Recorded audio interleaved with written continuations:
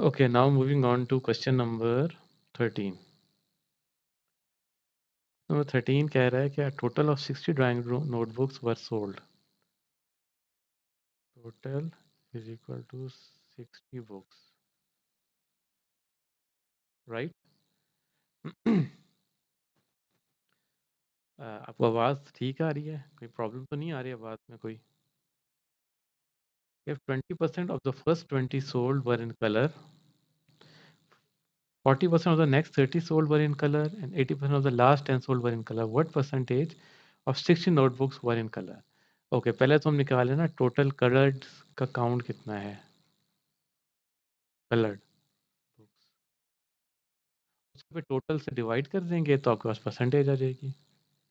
Coloured कह रहे हैं कि 20% of first 20% of 20 plus 40% of next 30 books plus and 80%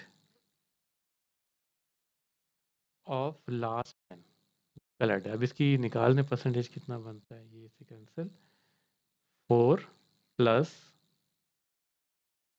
12 plus 8 which is equal to 24 books. So percentage